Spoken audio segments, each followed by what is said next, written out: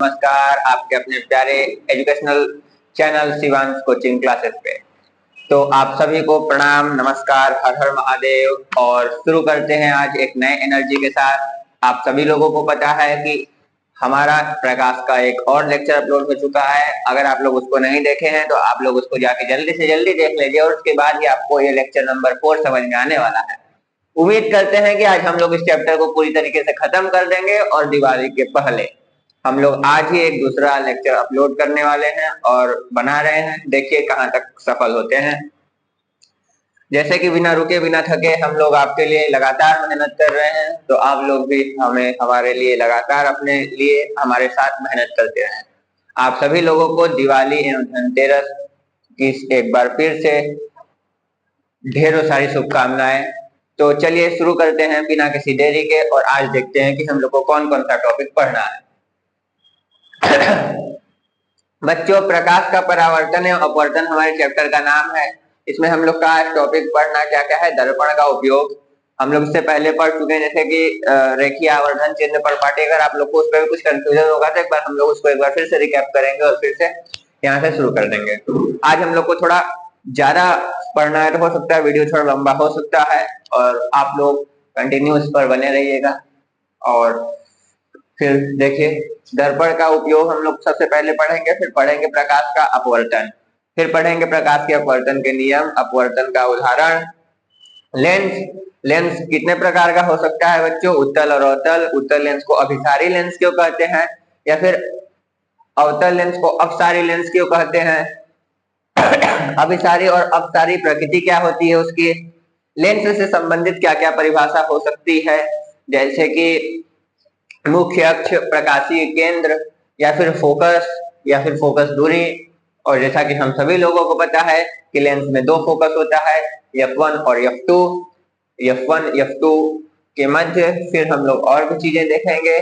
उसके बाद हम लोग देखेंगे लेंस द्वारा प्रतिबिंब बनाने का क्या क्या नियम है। हम लोग पहले भी देख चुके हैं कि अवतल लेंस द्वारा प्रतिबिंब कैसे बनता है और उसको बनाने का क्या क्या नियम है। लगभग थोड़ा थोड़ा चीज जो है कि बस अंतर है, और बाकी लगभग समान ही है। उसके बाद हम लोग देखेंगे लेंस द्वारा प्रतिबिंब का बनना। लेंस द्वारा प्रतिबिंब कैसे बनता था, तो जैसे इसमें उत्तल वाले में इसमें 6 स्थिति है और इसमें लगभग वही एक ही स्थिति उसी की तरीके का कुछ बनता है। उसके बाद हम लोग देखेंगे इसमें भी चिन्ह परिपाटी। उसके बाद आवर्धन, लेंस का आवर्धन, जैसे कि उसमें देखे थे कि प्रतिबिंब वस्तु की लंबाई और प्रतिबिंब की लंबाई के अनुपात को ही क्या करते हैं? आवर्धन करते हैं। वैसे इसमें भी है कि प्रतिबिंब की लंबाई अपान वस्तु की लंबाई, यानी I/O, m बराबर I/O, इसमें भी वही आएगा। और लास्ट में m बराबर V/U। ठीक। लेंस का उपयोग क्या क्या है, जैसे कि लेंस का उपयोग हम लोग देखे हैं कि घड़ी में भी करते हैं। लेंस का उपयोग हम लोग करते हैं, आप लोग देखे होंगे कि लेंस का उपयोग जो है कि चश्मे में भी होता है। लेंस का उपयोग जो है कि डॉक्टर आंख के लिए भी करता है। लेंस का उपयोग जो है कि हम लोग दूरदर्शी में भी कर सकते हैं। लेंस का उपयोग हम लोग देखे हैं कि आप जब छोटे होंगे तो क्या है कि एक लेंस आता है जो कि प्रकाश के किरणों को एक जगह इकट्ठा कर देता है, और उससे भी देखे होंगे कि यूट्यूब में बहुत सारा वीडियो आता है कि उससे भी जो है कि लगातार प्रकाश की किरणों को एक जगह जब तक इकट्ठा किया जाता है तो वहां पर धीरे धीरे धुआं निकलने लगता है और आग निकलने लगता है। तो वो सब चीजें हम लोग आज पढ़ने वाले हैं। बिना किसी देरी के शुरू करते हैं। तो सबसे पहले हम लोग को जानना है, इतना चीज मैं भूल न जाऊं इसलिए ऐसा करते हैं कि सर एक बार इसका फोटो ले लीजिए आप। तो बच्चों, हम लोग इसको लगातार 15 टॉपिक हमारा मेन है, उसके अंदर भी बहुत सारा टॉपिक है, तो उसको भूल न जाए इसलिए हम लोग इसका एक फोटो भी ले चुके हैं, और हम नहीं चाहते हैं कि आपका एक भी टॉपिक नुकसान हो। तो चलिए शुरू करते हैं एक बार फिर से अपने अंदाज में, ताकि आप लोगों को पता ही है कि चलिए थोड़ा इसका उपयोग करते हैं और जल्दी से साफ करते हैं। बस थोड़ा इससे गंदा हो जा रहा है बोर्ड, और कुछ नहीं।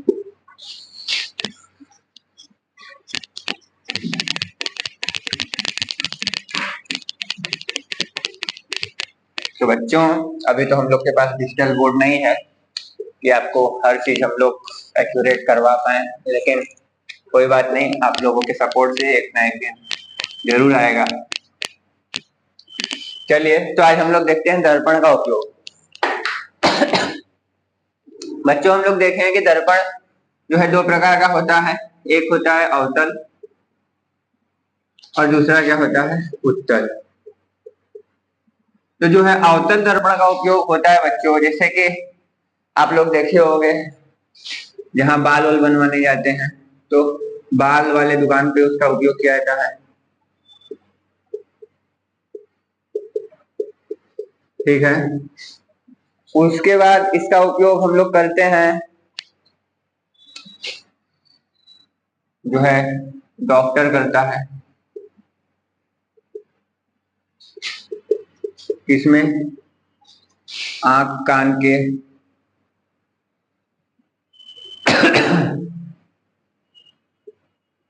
आंख कान के इलाज में, ठीक है। और इसका उपयोग हम लोग कहाँ कर सकते हैं बच्चों, और इसका उपयोग हम लोग कर सकते हैं पारदर्शी के रूप में भी इसका उपयोग हम लोग कर सकते हैं, ठीक है। दूरदर्शी में भी कर सकते हैं,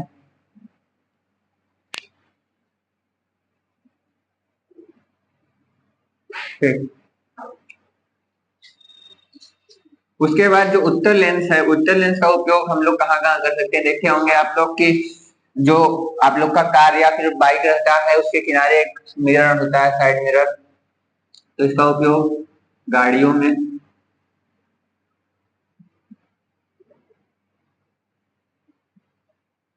साइड मिरर के रूप में होता है। और क्या होता है बच्चों, और आप लोग देखे होंगे कभी वॉक वॉक करते हुए रोड पे तो देखे होंगे कि जो सड़क के किनारे किनारे लाइट लगी होती है, तो उसमें भी होता है सड़क के किनारे लगी लाइटों में, ठीक बच्चों। मेरे हिसाब से आप लोगों को समझ में आ गया होगा कि इसका उपयोग कहाँ कहाँ हो सकता है। तो एक बार आप लोग इसको लिख लीजिए या फिर स्क्रीनशॉट ले लीजिए और फिर हम लोग आगे देखेंगे। तो मेरे हिसाब से आप लोग देख चुके हैं, ये देख चुके होंगे दर्पण का उपयोग। इसके बाद शायद हमारा टॉपिक था अपवर्तन का, तो हम लोग देखते हैं अपवर्तन क्या है।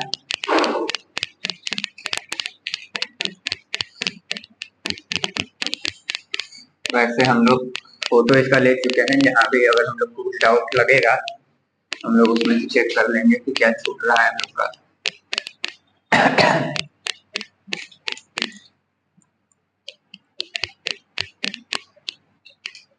ठीक है बच्चों, तो आप लोग एक बार हम लोग उसको रिवाइज कर देते हैं, चिन्ह पर पाटी। इसको हम लोग बताए थे कि जैसे कि आप लोग देखते होंगे कि ग्राफ में जो इधर का हिस्सा होता है वो पॉजिटिव होता है, इधर वाला भी पॉजिटिव होता है, इधर वाला नेगेटिव होता है और इधर वाला भी क्या होता है, नीचे की तरफ जो जाता है वो नेगेटिव रहता है, और ऊपर वाला पॉजिटिव, इधर वाला नेगेटिव, इधर वाला नेगेटिव, इधर वाला पॉजिटिव, ठीक है। तो जैसे कि अगर हम लोग इससे दिखा रहे थे v बराबर दिखा रहे थे, पहले u बराबर वस्तु की दूरी जैसे थी, वस्तु की दूरी, ठीक। इसी तरीके से v बराबर हम लोग दिखा रहे थे प्रतिबिंब की दूरी, ठीक।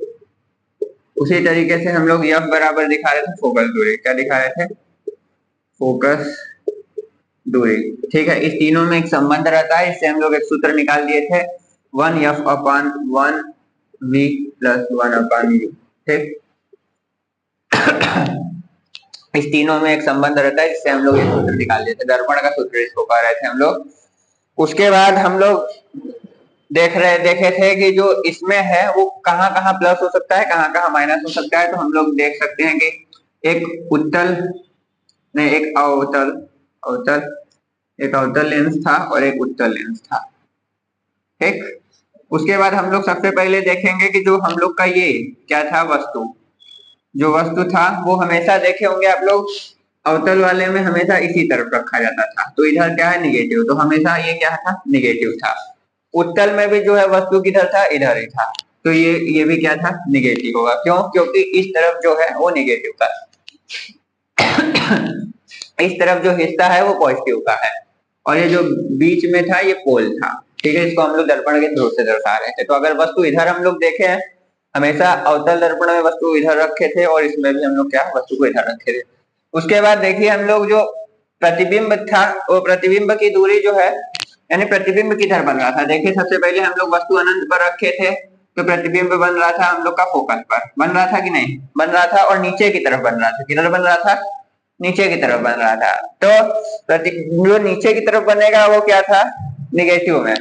तो अगर अवतल दर्पण की बात करें तो प्रतिबिंब का जो 5 स्थिति था, पांचों स्थिति नीचे की तरफ बन रहा था कि नहीं बन रहा था, बन रहा था ना, तो ये क्या था, निगेटिव था। एक स्थिति क्या था, ऊपर की तरफ बन रहा था, ठीक है, और इस साइड बन रहा था, तो वो क्या था, पॉजिटिव था। ठीक, उसके बाद हम लोग देखे थे फोकस, जो दूरी था वो हमेशा क्या था, इसका फोकस तो इसी तरफ था, और जो उत्तल वाले में था उसका फोकस इस तरफ था, तो उसका फोकस क्या था, पॉजिटिव था, और इसका फोकस क्या था, निगेटिव था। ठीक, मेरे हिसाब से आप लोगों को इतना समझ में आ गया होगा। ठीक, और ठीक है, एक एक इसके में भी क्या रहेगा, पॉजिटिव रहेगा। ठीक, एक छठवां स्थिति वाला। ठीक, तो मेरे हिसाब से आप लोगों को एक बार इसका भी रिवीजन हो चुका होगा, तो आप लोग इसका अगर एक बार अच्छे से स्क्रीनशॉट, मेरे हिसाब से समझ गए होंगे आप लोग। हम लोग देखे ग्राफिक प्रदर्शन करते हैं तो इतना चीज पॉजिटिव दिखाता है और इतना चीज क्या रहता है, निगेटिव। ठीक है, हमेशा ऊपर वाला जो लाइन है ये पॉजिटिव दिखा रहा है, इधर वाला भी पॉजिटिव, नीचे वाला निगेटिव, और इधर वाला भी निगेटिव। तो ठीक उसी प्रकार से ये चीज हम उठा के अगर इधर रखते हैं, जैसे कि ये हमारा अवतल दर्पण है, तो इधर जो प्रतिबिंब बन रहा है वो निगेटिव बन रहा है, और नीचे की तरफ भी जो बन रहा है या फिर इधर जो वस्तु रखा है निगेटिव में है, नीचे की तरफ प्रतिबिंब बन रहा है निगेटिव में है, इधर फोकस है निगेटिव में है। समझ गए कि नहीं समझ गए? उसी तरीके से हम उत्तल बना दें तो वस्तु का प्रतिबिंब जो है इधर बन रहा है, तो इधर जो है वो पॉजिटिव में होगा। ठीक, उसके बाद वस्तु इधर रखा है तो वस्तु इधर है तो निगेटिव में है। ठीक, वस्तु का प्रतिबिंब जो है इधर ही बन रहा है ऊपर की तरफ, तो वो भी क्या है, पॉजिटिव में है। ठीक, तो मेरे हिसाब से आप लोगों को समझ में आ गया होगा। अगर आप लोगों को समझ में आ रहा है तो और साथियों को जोड़ते जाइए, और इसको आप लोग पहले लिख लीजिए। मेरे हिसाब से बच्चों आप लोग इसको लिख चुके हैं। और रेखीय आवर्धन में तो कोई हमको बताने की जरूरत ही नहीं है। रेखीय आवर्धन में क्या था भैया, उसमें तो कुछ नहीं था, खाली वस्तु की दूरी और प्रतिबिंब की दूरी के अनुपात को ही आवर्धन बोल रहे थे हम लोग। वही सेम चीज लेंस में भी आ जाएगा। ठीक है, तो उम्मीद है कि उसमें तो आप लोगों को कोई दिक्कत नहीं होगी।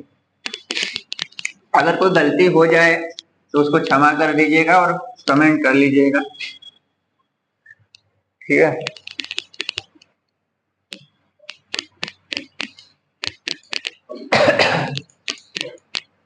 ठीक है बच्चों, अब थोड़ा हम लोग और आगे चलते हैं। और वो क्या आप लोग बोल रहे थे, एक बार आवर्धन वाला भी बता दें। आवर्धन में कुछ नहीं था बच्चों, हम लोग बोल रहे थे क्या कि वस्तु के लंबाई और वस्तु के प्रतिबिंब की लंबाई के अनुपात को ही रेखीय आवर्धन कर रहे थे। तो जैसे कि देखिए ये था कुछ इस तरीके का। ठीक है, यहाँ पर मान लीजिए वस्तु का लंबाई है और ये प्रतिबिंब का लंबाई मान लीजिए यहाँ पर है। ठीक, और यहाँ पर कुछ फोकस है, तो इसके बीच का जो दूरी है वो फोकस दूरी कहलाएगा। ठीक, ये आपको भी पता है। ठीक, और ये जो इसके ये है, ये हम लोग को प्रतिबिंब वस्तु का दूरी है, इसको हम लोग किससे दर्शा रहे थे, वस्तु की दूरी को u से, प्रतिबिंब की दूरी को v से, और फोकस दूरी को f से।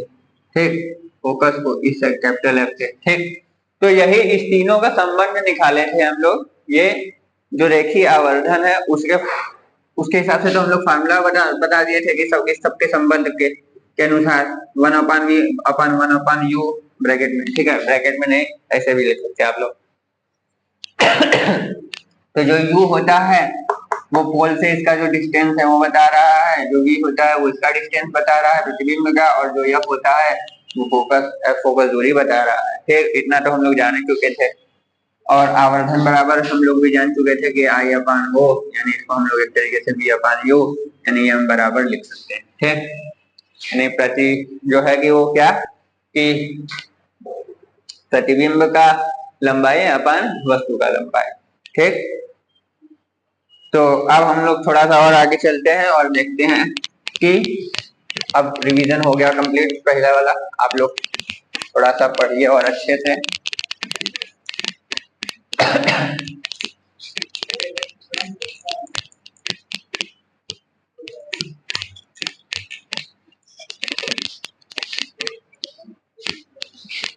ठीक है बच्चों, चलिए अब हम लोग देखते हैं क्या होता है अपवर्तन। अब शायद इसके बाद हम लोग का एक टॉपिक था प्रकाश का अपवर्तन।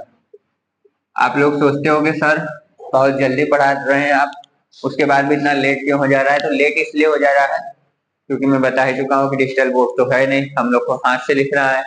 हाथ से लिखना है, हम लोग पहले से लिख के ला भी नहीं सकते हैं, और कोई बात नहीं, जितना ज्यादा संघर्ष रहता है उतना ज्यादा मजा भी आता है।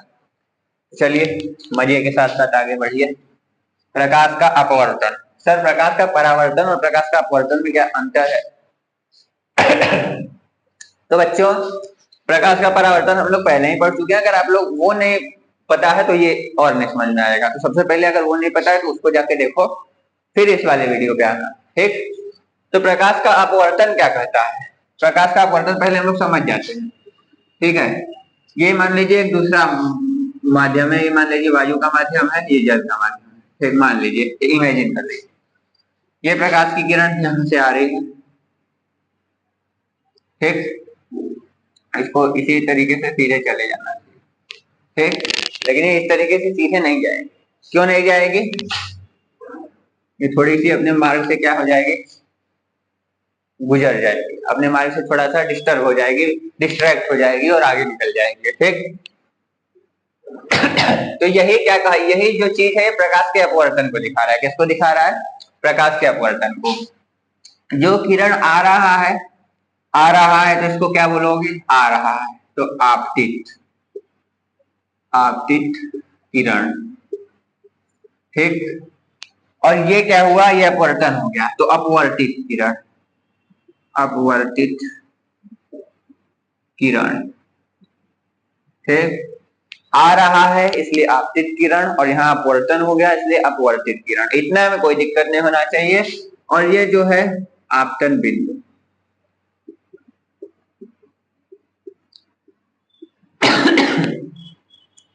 खांसी आ रहा है उसके लिए थोड़ा क्षमा चाहेंगे। ठीक, और इस पर एक अभिलंब होता है भैया,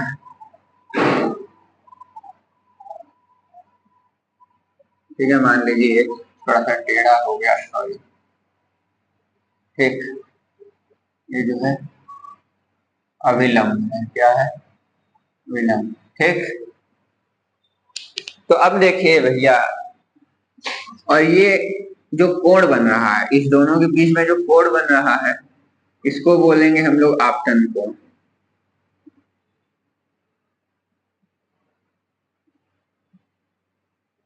ठीक, इस वाले कोण को हम लोग बोलेंगे अपवर्तन कोण।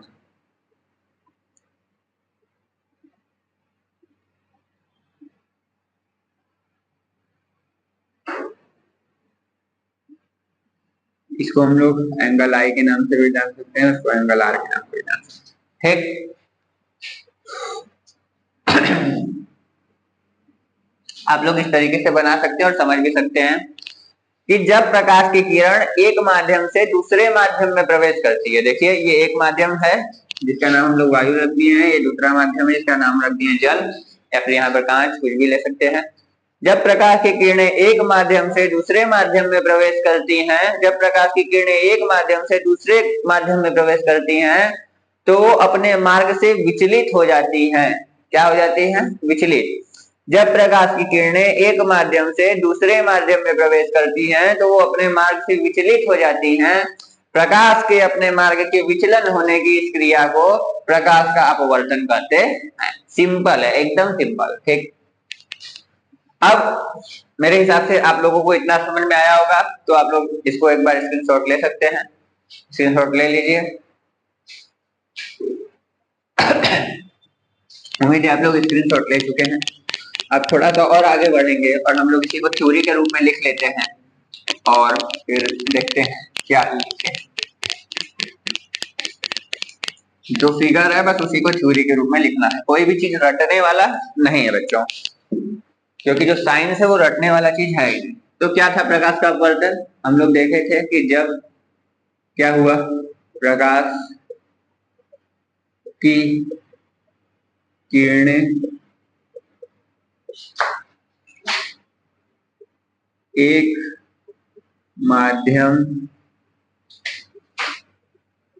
से दूसरे माध्यम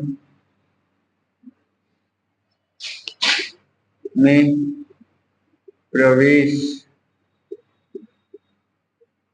करती हैं तो वह अपने मार्ग से क्या हो जाती है बच्चों? क्या हो जाती है? विचलित। विचलित हो जाती है। प्रकाश के अपने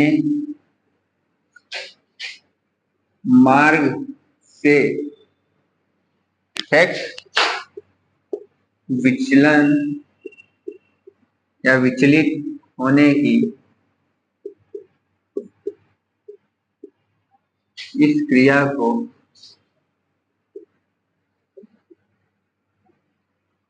प्रकाश का अपवर्तन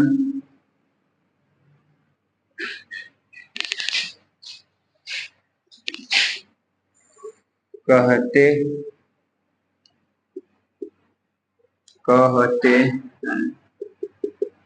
ठीक, तो ये था तो कुछ प्रकाश का अपवर्तन। ठीक, कि जब प्रकाश की किरणें एक माध्यम से दूसरे माध्यम में प्रवेश करती हैं तो वो अपने मार्ग से विचलित हो जाती हैं। प्रकाश के अपने मार्ग से विचलित होने की इस प्रक्रिया को प्रकाश का अपवर्तन कहते हैं। एक बार आप लोग इसका स्क्रीनशॉट लीजिए। मेरे हिसाब से आप लोग स्क्रीनशॉट ले चुके हैं और अब हम लोग देखते हैं और आगे। कैमरे के आगे का आदमी तो आप लोगों को दिखता है, कैमरे के पीछे का आदमी आप लोगों को नहीं दिखता है। उसके लिए भी वो तो हम लोग से ज्यादा ही मेहनत करते हैं।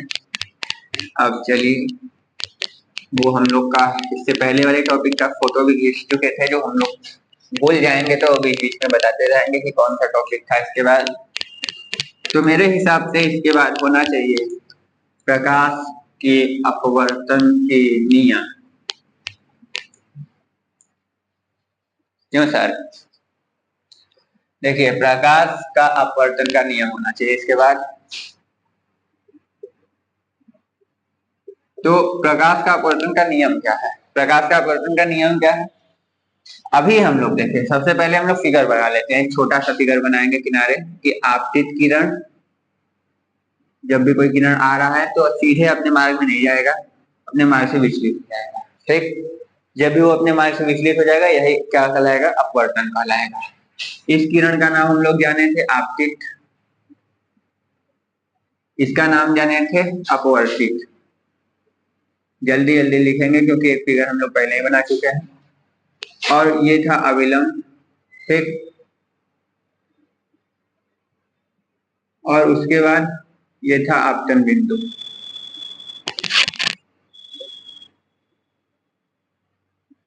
ठीक, उसके बाद था ये एंगल आई और ये था एंगल आर, आपतन कोण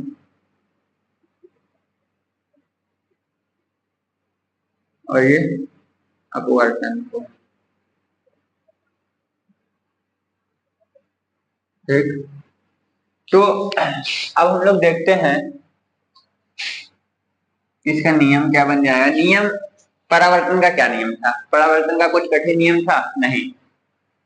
आपतित किरण, परावर्तित किरण और आपतन बिंदु पर खींचा गया अभिलंब तीनों एक ही कर्व पर थे। आपतन कोण की जा परावर्तन कोण की जा के बराबर थी। ठीक वही ये आपतन कोण की जा परावर्तन कोण की जा के बराबर थी। ठीक उसी तरीके का नियम इसमें भी लागू हो जाएगा, बस थोड़ा थोड़ा अंतर होगा, ज्यादा नहीं। सबसे पहला क्या है? आपतित किरण। आपतित किरण, फिर क्या है? परावर्तन, ना ना ना ना, सर परावर्तन नहीं है, अपवर्तन है। अपवर्तित किरण, आपतित किरण, अपवर्तित किरण तथा आपतन बिंदु पर, आपतन बिंदु पर खींचा गया अविलंब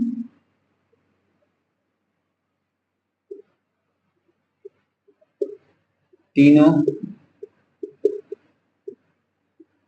एक ही तल पर होते हैं। ठीक है, दूसरा क्या हो जाएगा? जैसे उसमें था वैसे ठीक है, इसमें आपतन कोण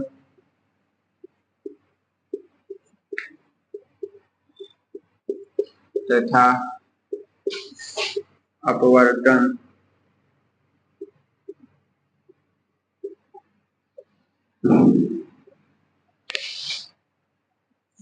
आपस में नियत रहता है।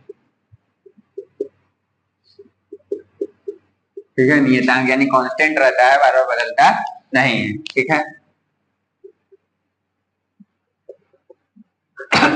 ठीक है, देखिए आपतित किरण और अपवर्तित किरण और आपतन बिंदु पर खींचा गया अविलंब तीनों एक ही तल पर है। किस तल पर है? एक ही तल पर है। यही पहला नियम है।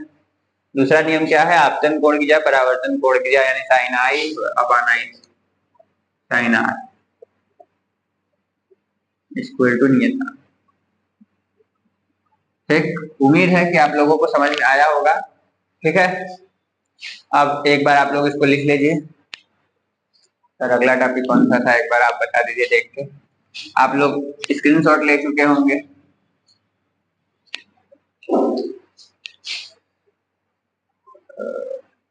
अपवर्तन के उदाहरण, लेंस, लेंस का प्रकार।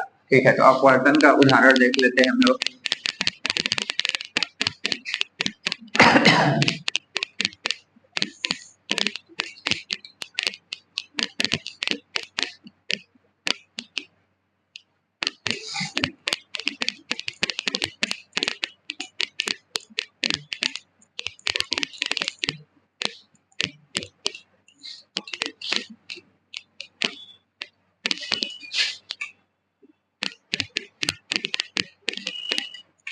अपवर्तन का उदाहरण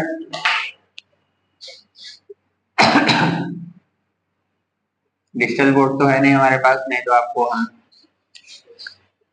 इमेज की सहायता से दिखा सकते थे, लेकिन फिर भी ट्राई करेंगे। I try will my best. यही गलत हो सकता है, ये इंग्लिश सर पढ़ाते हैं। ठीक है, तो मान लीजिए एक चम्मच है। ठीक है, चम्मच को जाना चाहिए ऐसे। ठीक है, ठीक, लेकिन ये हल्का सा हम लोग को दिखता है ऐसे। ठीक, ठीक, ये थोड़ा सा टेढ़ा हो चुका है यहाँ पे, लेकिन फिर ये चम्मच का जो डायरेक्शन है वो अपने सीधे जाना चाहिए, लेकिन क्या होता है कि हम लोग को जब कभी पानी का ग्लास लोगे कांच वाला और उसमें पानी भरा है, ठीक है, जब उसमें पानी भरा रहेगा तो तुम लोग को दिखाई देगा, कभी हल्का हल्का मैं दिखाने का कोशिश कर रहा हूँ। तो ये जहां पर ये हो रहा है वही उदाहरण है, जहां पे ये हो रहा है वही क्या है? ये अपवर्तन हो रहा है। ठीक है बच्चों,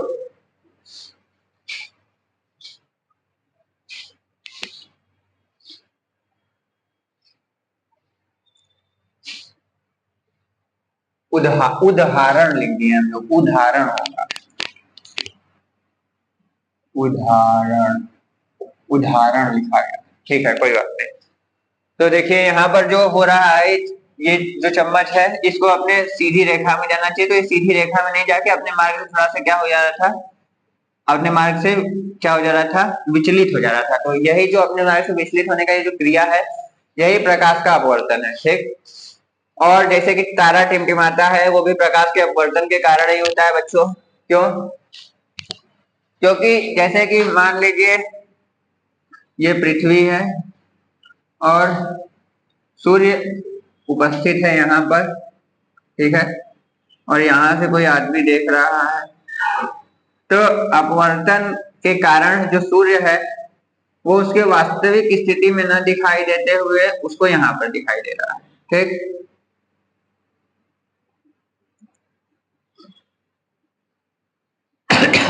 उसका वास्तविक स्थिति उसको न दिखाते हुए उसका आभासी स्थिति उसको दिखाई दे रहा है, तो जिसके कारण जो है कि सूर्य अस्त हम लोग को थोड़ा देर तक दिखाई देता है और सूर्योदय हम लोग को थोड़ा जल्दी दिखाई देता है, वो भी अपवर्तन के कारण ही होता है। जो स्टार उपस्थित है आसमान में, जो तारा उपस्थित है,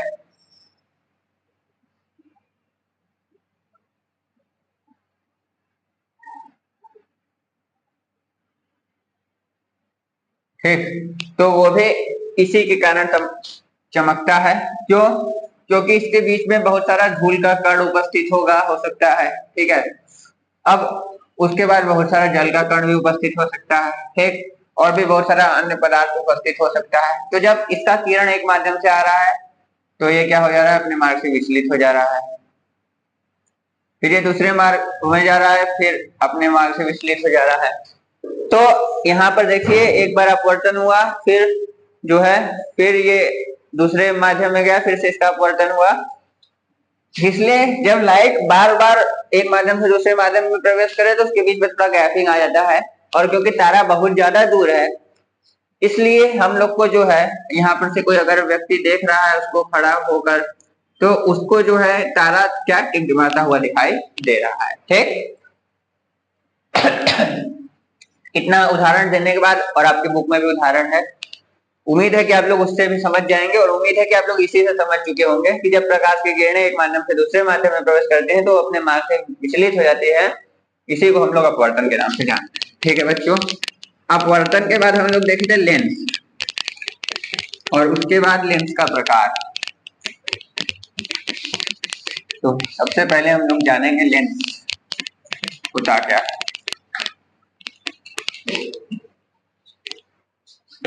ठीक है बच्चों, तो अगर आप लोगों को समझ में आ रहा है तो इसको जरूर कॉपी और पेन पे नोट करिएगा। हम लोग को देखना है अब लेंस। लेंस होता क्या है बच्चों, ठीक है। लेंस होता क्या है, दो वक्रीय पृष्ठ से घिरे माध्यम, दो वक्रीय पृष्ठ से घिरे पारदर्शी माध्यम को लेंस कहते हैं, या एक समतल व एक वक्रीय पृष्ठ से घिरे पारदर्शी माध्यम को भी लेंस कहते हैं, ठीक। या तो ये ऐसे भी हो सकता है, ठीक, या तो ये ऐसे भी हो सकता है, ठीक। तो इसका परिभाषा क्या हो सकता है बच्चों, इसका परिभाषा ये हो सकता है कि दो वक्रीय पृष्ठ या एक समतल तथा वक्रीय पृष्ठ से घिरे घिरे पारदर्शी माध्यम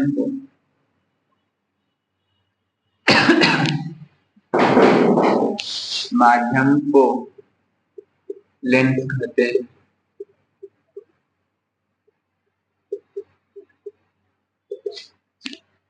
बाहर पटाखा बज रहा है, पटाखे का आवाज हो सकता है आप लोगों को सुनाई दे रहा हो सकता है नहीं भी दे रहा हो।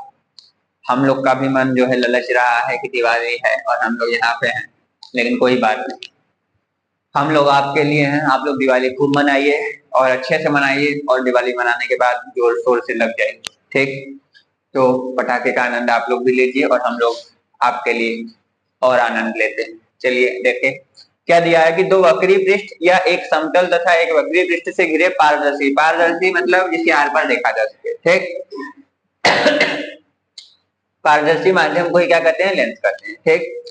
अब लेंस का इसके बारे हम लोग देखे थे कि लेंस के प्रकार, लेंस देखिए दो प्रकार का होता है, एक उत्तल, उत्तल लेंस। उत्तल लेंस क्या होता है, वह लेंस जो किनारों पर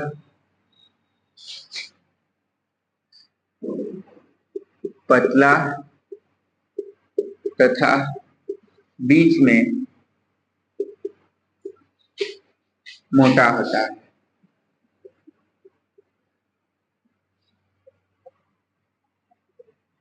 ठीक। देखिए ये लेंस क्या है, ये यहाँ पर क्या है, पतला है, यहाँ पर क्या है, मोटा है कि नहीं। यहाँ पर भी देख सकते हैं आप, पतला है, ठीक है, उसी डायरेक्शन में, ठीक। ये किनारों पर पतला होता है और बीच में मोटा होता है, इसको क्या कहते हैं, उत्तल लेंस कहते हैं, ठीक। इसका काम क्या है बच्चों, इस उत्तल लेंस का जो है अभी हम लोग देखेंगे अभिसारी और अपसारी प्रकृति, तो उसमें समझेंगे। और अवतल लेंस क्या होता है बच्चों, अवतल लेंस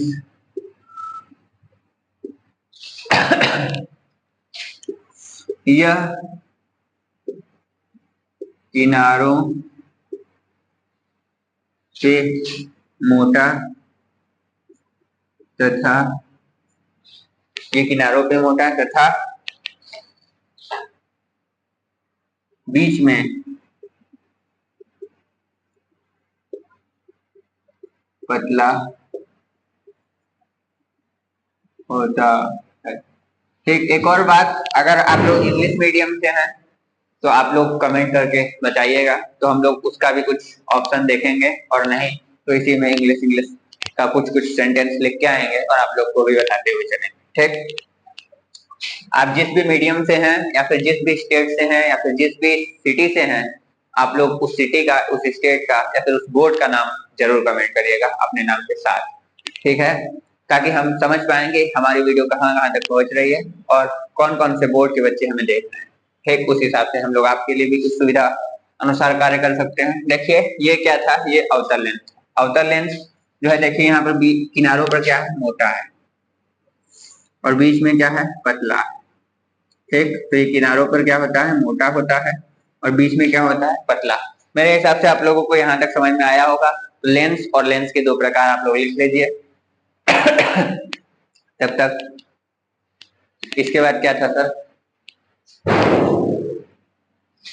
उम्मीद है कि आप लोग इसको लिख चुके होंगे। जब तक सर बता रहे हैं तब तक हम लोग थोड़ा और इसको मिटाते हैं।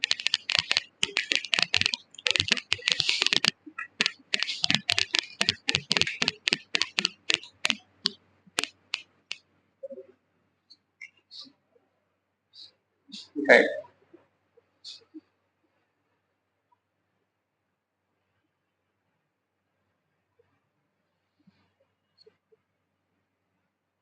इसके बाद है बच्चों अपसारी और अभिसारी लेंस, और उसके बाद उसकी प्रकृति है, उसके बाद लेंस से संबंधित कुछ परिभाषा, और फिर उसके बाद लेंस द्वारा प्रतिबिंब बनाने का नियम, ठीक है। तो अभी हम लोग देखते हैं सबसे पहले इसकी अभिसारी और अपसारी प्रकृति।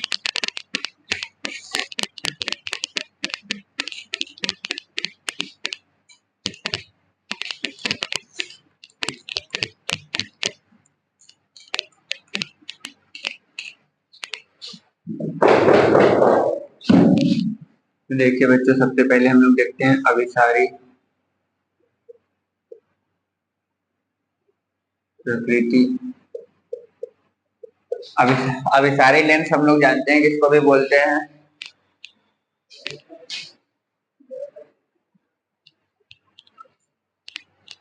ठीक है बच्चों, तो अभिसारी जो लेंस है वो हम लोग जानते हैं किसको बोलते हैं। अभिसारी लेंस हम लोग बोलते हैं कुछ, ठीक है, थोड़ा सा तो दिक्कत हो सकता है बच्चों। इस तरीके का लेंस रहता है जिसको हम लोग उत्तल लेंस के नाम से भी जानते हैं। ठीक है,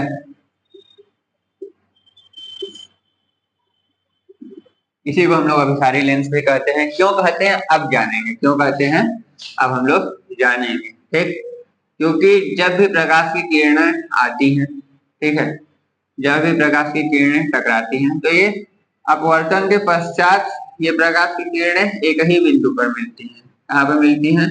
एक ही बिंदु पर मिलती हैं।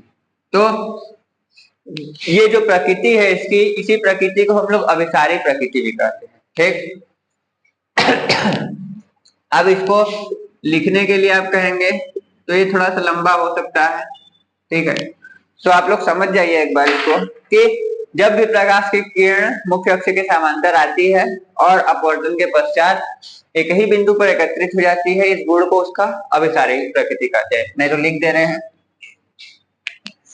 लिखने में कुछ नहीं है। जैसे कि जब मुख्य अक्ष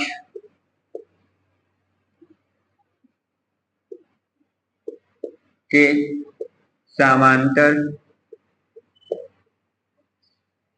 आने वाली प्रकाश की किरणें अपवर्तन के पश्चात एक बिंदु पर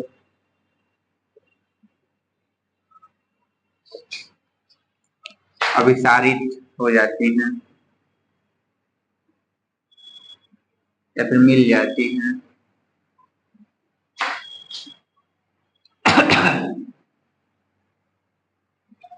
इस गुण को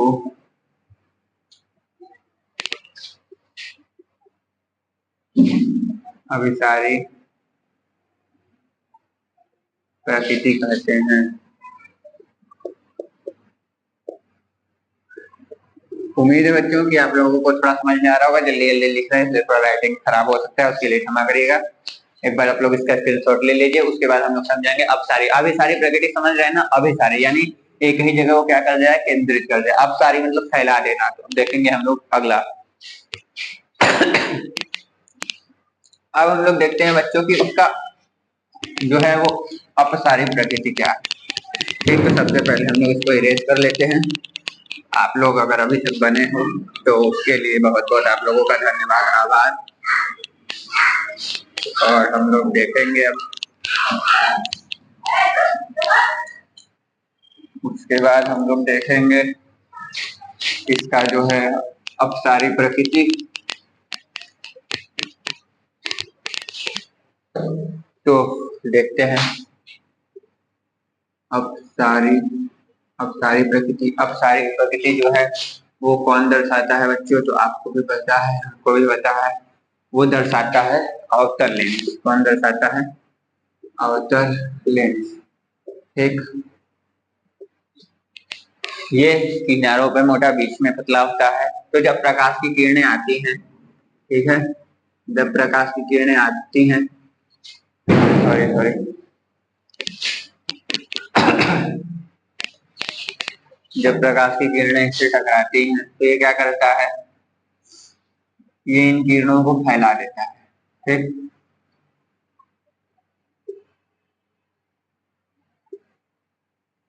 ठीक है, और मान लीजिए मिलेंगे भी तो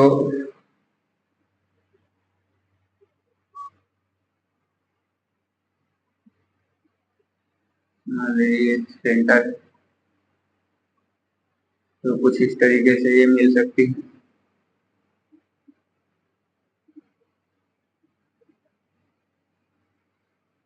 गलता हो गया।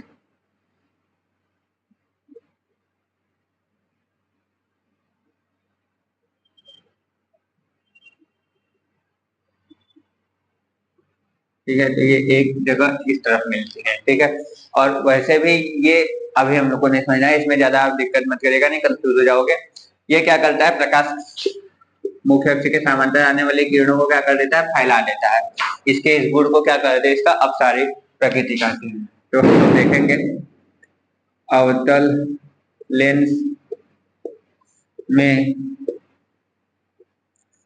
मुख्य अक्ष के समांतर आने वाले प्रकाश की किरणों को यह फैला देता है या फिर अपसारित कर देता है। इस गुण को, इसी गुण को हम लोग क्या कहेंगे, उसका अपसारी प्रकृति कहते हैं, ठीक है बच्चों। तो ये क्या कर दे रहा है, उसको फैला दे रहा है, और उसके इस गुण को हम लोग क्या कर रहे हैं, उसका अपसारी प्रकृति कह रहे हैं।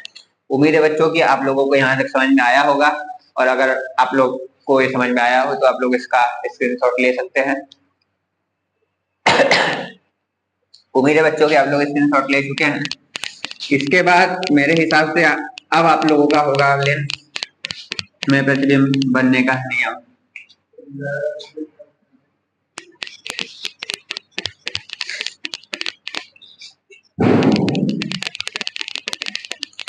हैप्पी दिवाली।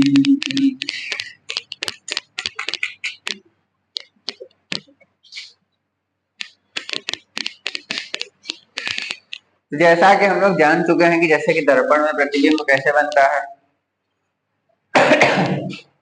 उसी तरीके से अब हम लोग जानेंगे बच्चों कि लेंस में प्रतिबिंब बनाने का भी कुछ नियम होता है उसको। तो लेंस द्वारा प्रतिबिंब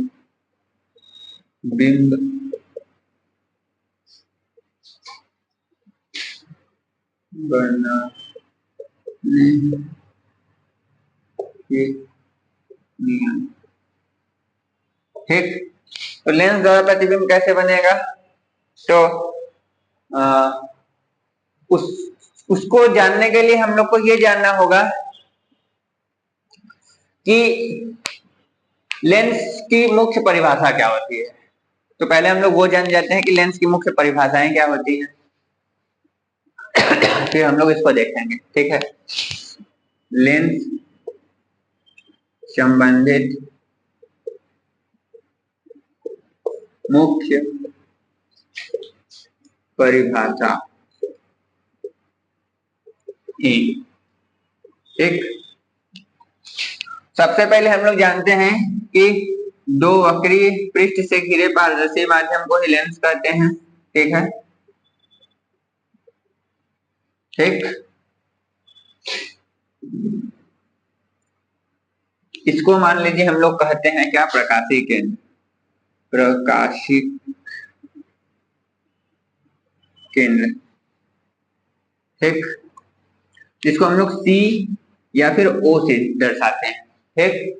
उसके बाद ये जो है इसको हम लोग बोलते हैं मुख्य अक्ष, मुख्य अक्ष, ठीक। उसके बाद बच्चों जैसा कि आप लोगों को पता है कि ये भी किसी गोले का भाग है, तो ये जहां से हम लोग ये गोला इस पर चाप काटे हैं उसको हम लोग मान लेंगे क्या, जो है उसको आप मान लीजिए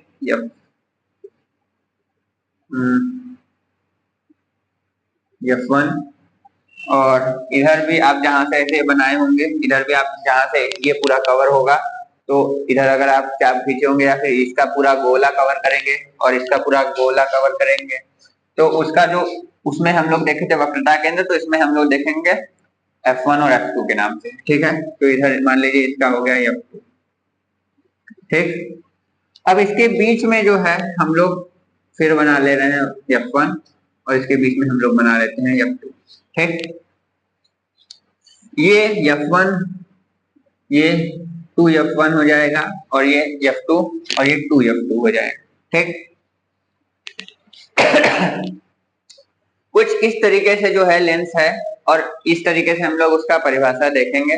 अगर आप लोग चाह रहे हैं कि अब मैं प्रकाशीय केंद्र का भी परिभाषा लिख दूं, मुख्य अक्ष का भी परिभाषा लिख दूं, F1 फोकस का भी परिभाषा लिख दूं, फोकस दूरी भी लिख दूं, तो चलिए एक बार देख लीजिए। मेरे हिसाब से आप लोगों को समझ में आ गया होगा उसी तरीके से, ठीक जिस तरीके से इसमें, उसी तरीके से क्या होता है,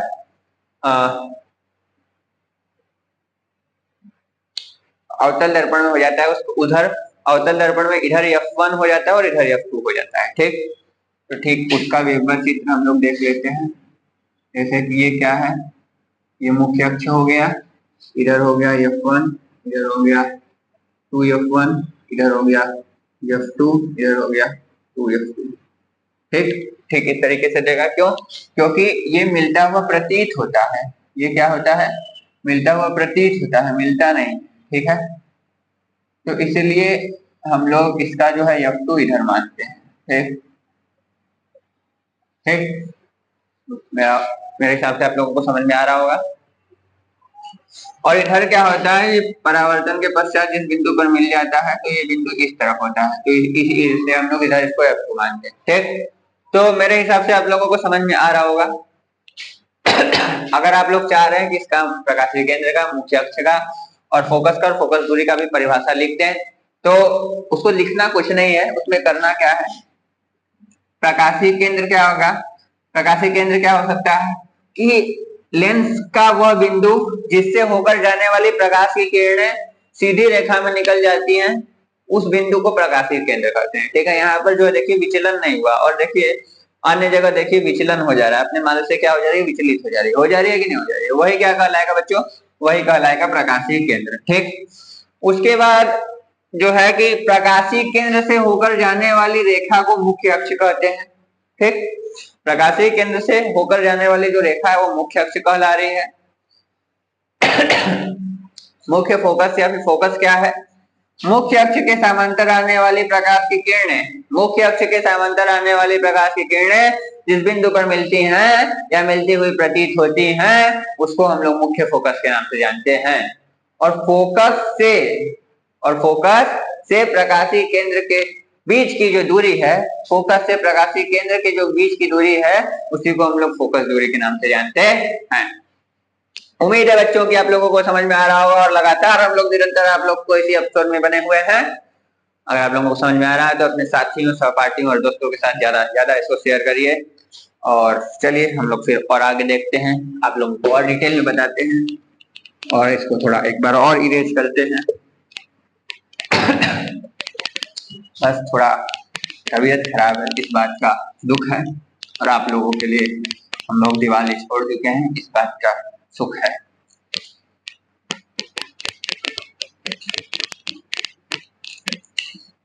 हमारे साथ सम्यांग सर और अभिषेक सर भी कैमरा के पीछे लगातार मेहनत कर रहे हैं, तो उसलिए आप लोग थोड़ा सा उन लोगों को भी और ज्यादा प्यार दिखाइए, सपोर्ट करिए।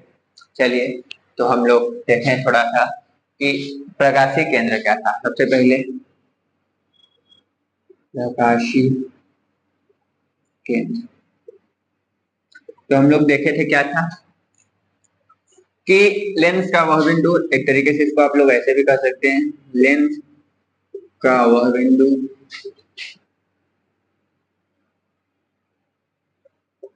जिससे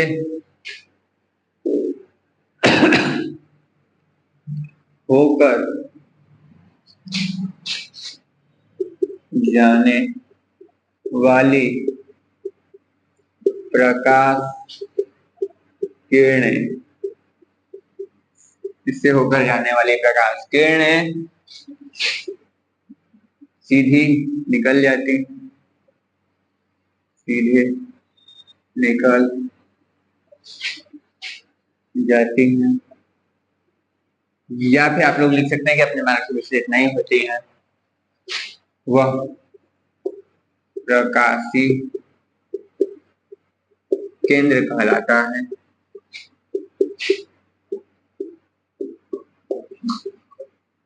जिसे सी या फिर ओ से निरूपित करते हैं या फिर लिखते हैं।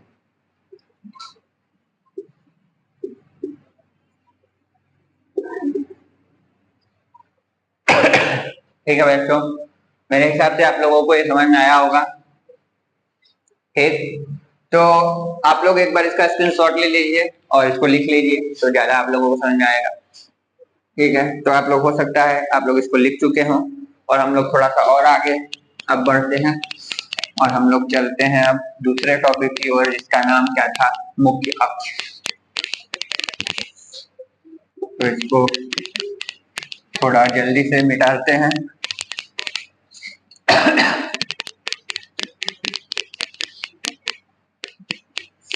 अब हम लोग का नेक्स्ट पॉइंट क्या है भैया? नेक्स्ट पॉइंट है मुख्य अक्ष। क्या है? मुख्य अक्ष।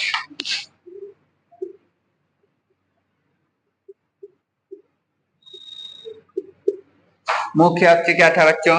मुख्य अक्ष आप लोग देखे थे, जो इससे पहले मैंने फिगर बनाया था। आप लोग एक बार फिर से बैक जाइए और उसको देख लीजिए। यूट्यूब का तो यही फायदा है, आप लोग चाहे जितने बार एक ही लेक्चर को रिपीट करके बार बार देख सकते हैं। तो आप लोग पीछे जाइए। क्या हुआ? ठीक है बच्चों, तो कोई आ गया था। चलिए, तो अब देखते हैं मुख्य अक्ष क्या था। हम लोग देखे जैसे कि इससे पहले वाला इमेज था, आप लोग उसको बैक करके फिर से देख सकते हैं। और उसमें क्या था कि जो रेखा मतलब प्रकाशी केंद्र से होकर जाने वाली, तो लिख सकते हैं हम लोग प्रकाशी केंद्र से होकर जाने वाली रेखा को मुख्य अक्ष कहते हैं। क्या कहते हैं? मुख्य अक्ष कहते हैं।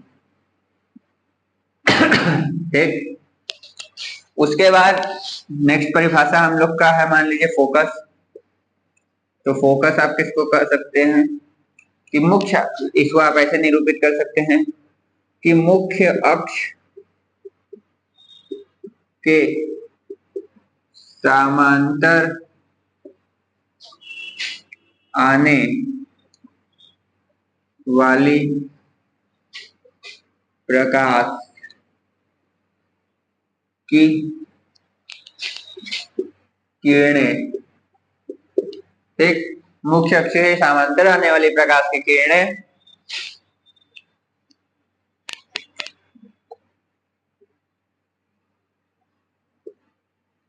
अपवर्तन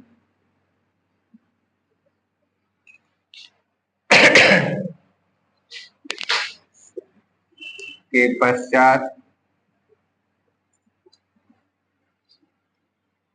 जिस बिंदु पर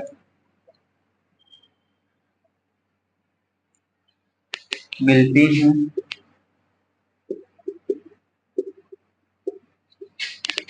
या मिलती हुई प्रतीत होती है,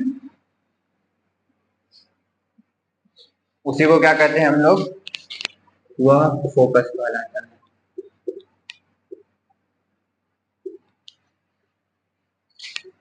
उम्मीद है आप लोगों को दिख रहा होगा।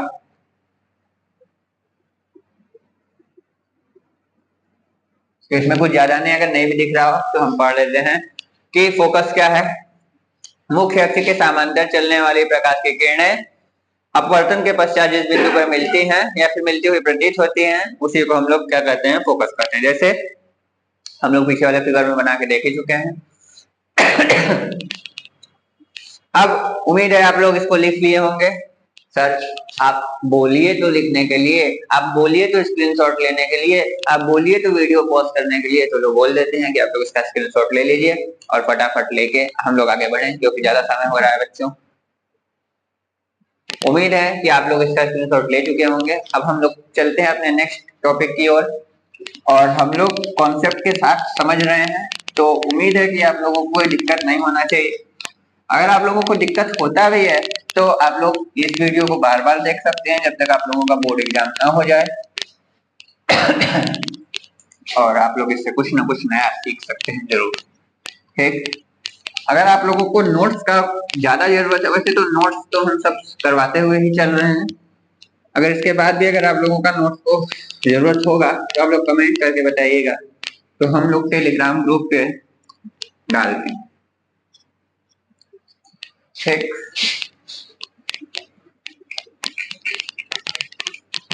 अब हम लोग को क्या समझना है बच्चों? फोकस दूरी।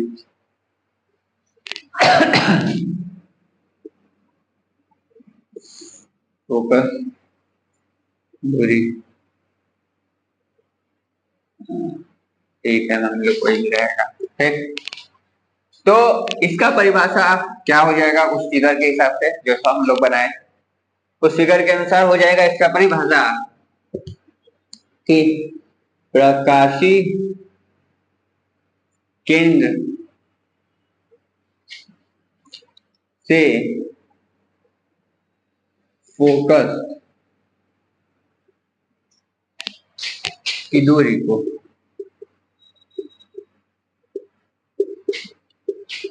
फोकस दूरी कहते हैं। उम्मीद है बच्चों आप लोगों को समझ में आ गया होगा, और इसी के साथ ये वाला टॉपिक भी खत्म, और हम लोग देखते हैं अगला टॉपिक।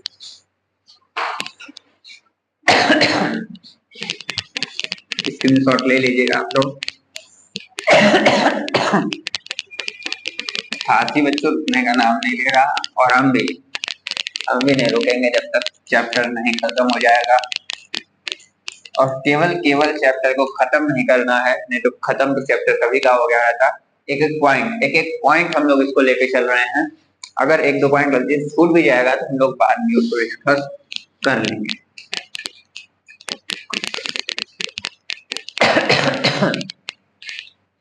ठीक है, अब हम लोग को पढ़ना है कि लेंस द्वारा प्रतिबिंब बनने के नियम। तो लेंस द्वारा प्रतिबिंब बनाने का नियम क्या है? हम लोग समझ चुके हैं कि लेंस क्या होता है, लेंस कितने प्रकार का होता है, और लेंस में मुख्य क्या क्या चीज उपस्थित है। ठीक, तो लेंस द्वारा प्रतिबिंब बनाने के नियम है। तो बच्चों लेंस द्वारा प्रतिबिंब कैसे बन सकता है? तो देखिए, मान लीजिए ये लेंस है, ठीक, अब हम भी जानते हैं कि आप भी जानते हैं, हम भी जानते हैं कि इसमें एक केंद्र है जिसको प्रकाशीय केंद्र कहते हैं, ये मुख्य अक्ष है और ये फोकस है।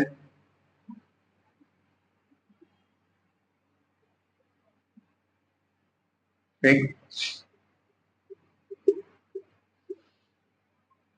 ठीक, अब हम लोग जानते हैं इसका पहला नियम क्या है कि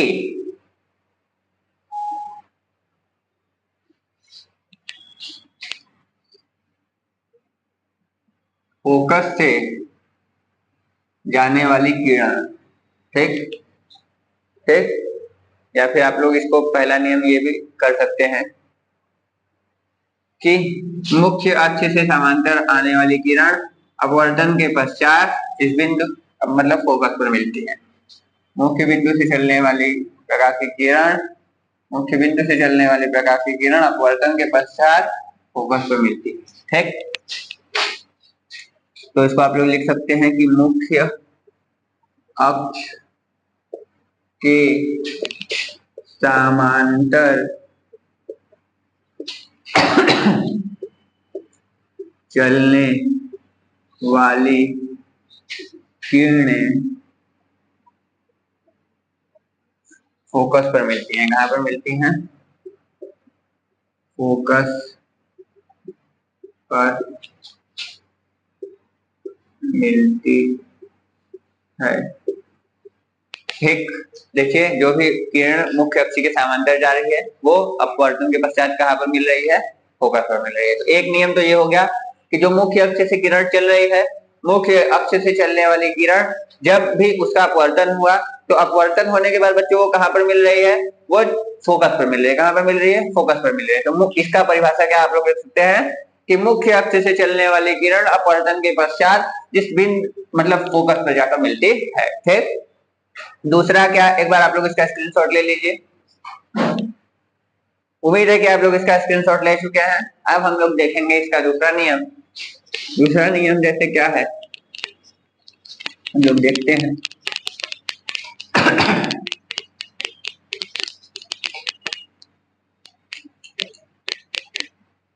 ठीक, तो अब देखते हैं, सब मिटा देते हैं यार, आप लोग के लिए तस्वीर बनाने की आलस ज्यादा नहीं करना चाहिए। तो चलिए, दूसरा नियम क्या है। दूसरा नियम बच्चों ये दिखाता है कि जैसे मान लीजिए ये लेंस है, ये प्रकाशीय केंद्र है, ये मुख्य अक्ष है,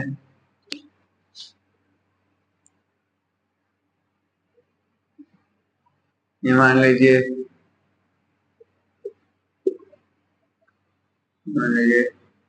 ठीक है। तो दूसरा नियम आप इसको ऐसे भी बोल सकते हैं कि प्रकाशीय केंद्र से जाने वाली किरणें वापस वहीं से वापस आ जाती है। ठीक, आप लोग इसको ऐसे दर्शा भी सकते हैं, तो इसको लिख सकते हैं कि प्रकाशीय केंद्र से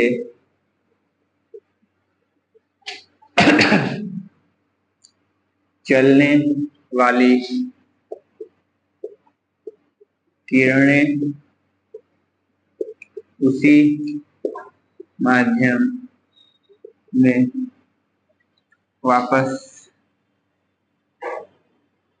आ जाती है। ठीक, दूसरा नियम तो ये हो गया कि अगर प्रकाशीय केंद्र से होकर किरण गुजर रही है तो उसी माध्यम में क्या हो जाएगी, वापस आ जाएगी। ठीक, ये दूसरा नियम है। अब तीसरा नियम क्या है बच्चों, तीसरा नियम क्या है उसको भी हम लोग देख लेंगे, लेकिन उससे पहले आप लोग इसका स्क्रीनशॉट ले लीजिए। उम्मीद है कि आप लोग इसका स्क्रीनशॉट ले चुके हैं। तो चलिए हम लोग इसको मिटा देते हैं और हम लोग देखते हैं कि अब हम लोग क्या क्या क्या और क्या करने वाले हैं। तो अब हम लोग करने वाले हैं लेंस द्वारा प्रतिबिंब बनाने का तीसरा नियम।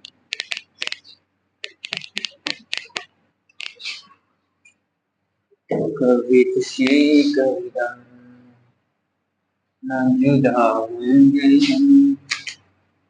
ठीक है, तो ये मान लीजिए बच्चों एग्जैक्ट नहीं होगा, लेकिन फिर भी ये प्रकाशीय केंद्र मान लीजिए, ये जो है फोकस मान लीजिए, ये जो है फोकस दिशा।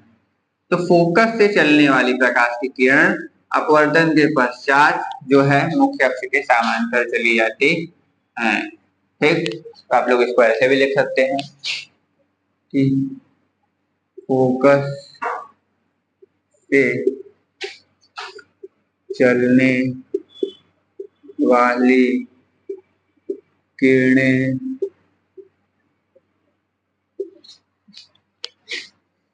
अपवर्तन के पश्चात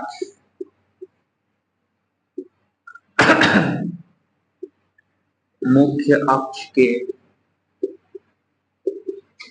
देखिए मुख्य अक्ष है, मुख्य अक्ष की किधर जा रही है, समांतर चली जा रही है। ठीक है, समांतर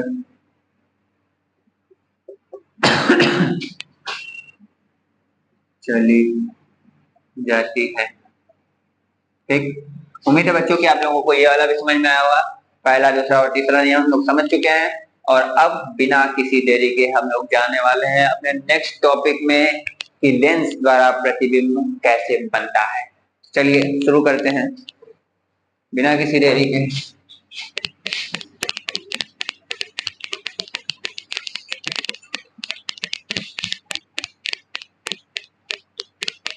ओ, आप लोग इसका स्क्रीनशॉट लिए थे कि नहीं? नहीं लिए होंगे तो आप लोग एक बार वीडियो को पीछे करिएगा और स्क्रीनशॉट ले लीजिएगा जल्दी से। और अब हम लोग देखेंगे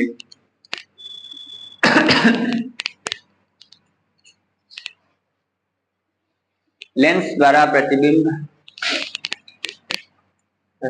बनना।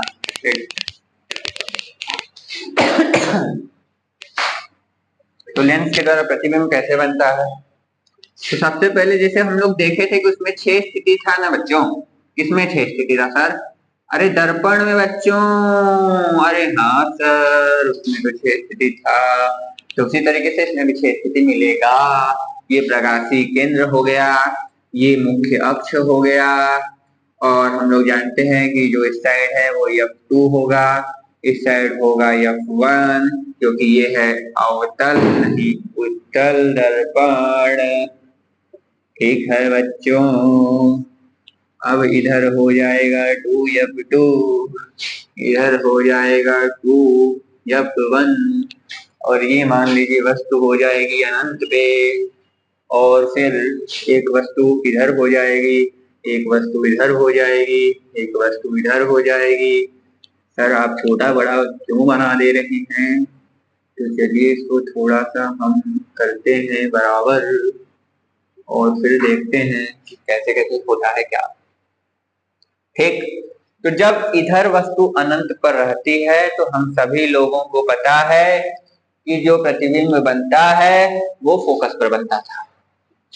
ठीक, तो यहाँ पर जो प्रतिबिंब बनेगा यहाँ पर बनेगा। ठीक, उसके बाद यदि वस्तु 2F1 से थोड़ी सी दूर है 2F1 से थोड़ी सी दूर है तो प्रतिबिंब यहाँ पर बनेगा। ठीक, और यदि 2F1 पर है तो इधर प्रतिबिंब 2F2 पे ही बनेगा। और यदि ये देखिए पहला स्थिति, ये दूसरा स्थिति, ये तीसरा स्थिति, ये चौथा स्थिति, ये पांचवा स्थिति और ये छठवा स्थिति। जिस तरीके से पांचवा स्थिति में उधर वास्तविक और उल्टा बनता था, उसी तरीके से बच्चों इसमें भी वास्तविक और उल्टा बनेगा। ठीक, तो पहली स्थिति में तो देख लिया आपने, दूसरी स्थिति में भी देख लिया, तीसरी स्थिति में इधर बन जाएगा। चौथी स्थिति में जो है ये 2F1 से थोड़ा सा 2F1 और F1 के बीच में है, तो इधर जाएगा तो ये 2F1 और इसके बीच में थोड़ा बन जाएगा। ठीक, ये चौथी स्थिति हो गया। और पांचवी स्थिति जब फोकस पर रखा जाएगा तो वस्तु जो है वो कहीं अनंत पर बनेगा। कहाँ पर बनेगा? अनंत पर बनेगा। ठीक, तो मेरे हिसाब से आप लोगों को समझ में आ गया होगा। ठीक, आवाज आ रही है ना बच्चों? क्योंकि बंद हो जाएगा तो जाने निकल जाएगा, तो शाम से ही हम लोग लगे हुए हैं। चलिए कोई बात नहीं, आवाज आ रही होगी। तो हम लोग देख चुके हैं कि कैसे जो है प्रतिबिंब बनेगा। ठीक, तो अब ये छोटा सा फिगर हम लोग इधर बनाते हैं और 6 स्थिति आप लोगों को बनाकर दिखाते हैं। पहले तो 6 स्थिति हम लोग सामने आपके रख दिए कि नहीं रख दिए। अब एक और जो बनता है, एक छठवां में जो फिगर बनेगा वो कहीं यहाँ पर आएगा। ठीक, ये छठवां स्थिति है, तो ये आभासी और सीधा हो जाएगा, और इधर जितना भी प्रतिबिंब बन रहा है ये वास्तविक और उल्टा। ठीक, और किसी भी चीज में हम लोग जैसे कि उसमें 3 चीज लिख रहे थे, क्या क्या लिख रहे थे? वस्तु का जो है प्रतिबिंब का आकार लिख रहे थे, उसके बाद हम लोग लिख रहे थे कि प्रतिबिंब की स्थिति, उसके बाद हम लोग लिख रहे थे कि आकार, स्थिति, और एक चीज और लिख रहे थे बच्चों, याद नहीं आ रहा है, आप लोग एक बार कमेंट करके बताइए थोड़ा। स्थिति लिख रहे थे और हाँ उसकी प्रकृति लिख रहे थे, प्रकृति, स्थिति और आकार। ठीक, तो कमेंट आपने किया और हमारे दिमाग में क्लिक हो गया। चलिए, तो एक बार इसको थोड़ा सा आप लोग स्क्रीनशॉट अगर इसका लेना चाहें तो ले सकते हैं। सर ये मेरे को समझ ही नहीं आ रहा, तो अगर जो वीडियो देखा होगा उसको समझ में आएगा, और जो डायरेक्ट बीच में आ जाएगा उसको समझ में नहीं आएगा। तो ठीक है, आप लोग एक बार इसका स्क्रीनशॉट लेना है तो ले सकते हैं, नहीं लेना है तो फिर हम लोग चलते हैं थोड़ा आगे और देखते हैं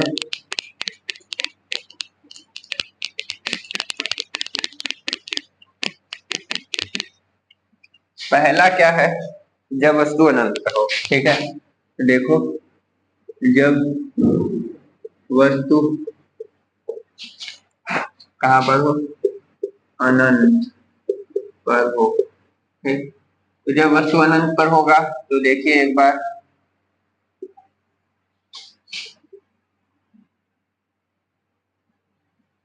ठीक है,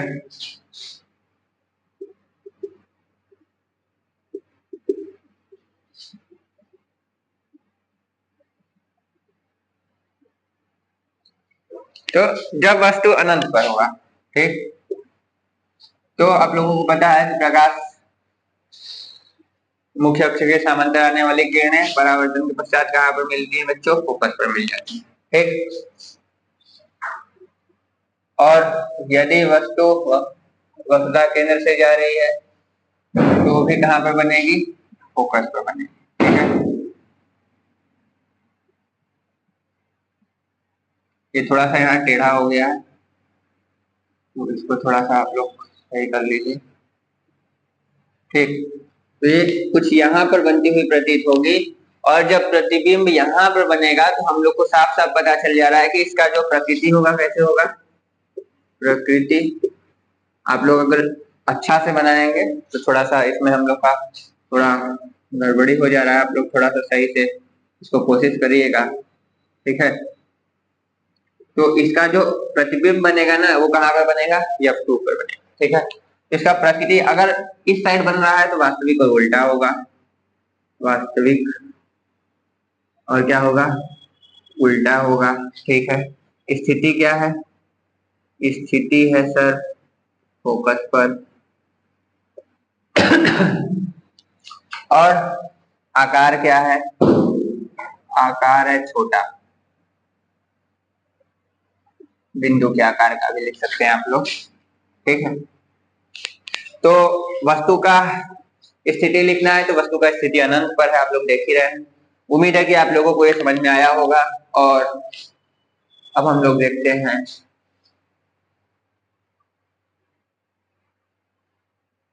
एक सेकेंड, इसमें गड़बड़ी हो गया है क्या? ये वाला लाइन नहीं रहेगा। हाँ, ये जो गड़बड़ी है ये वाला नहीं होगा। मान लीजिए इधर से प्रकाश की किरण आई तो ये यहाँ पर मिलेगी, ये यहाँ पर मिलेगी। सॉरी सॉरी, वो हमको दूसरा फिगर का याद आ गया था थोड़ा सा, इस दूसरे स्थिति वाले का। ये पहले स्थिति में ऐसा बनेगा। अगर आप लोगों को नहीं समझ में आया तो एक बार फिर से आप मिटा के बना सकते हैं, देख लीजिए।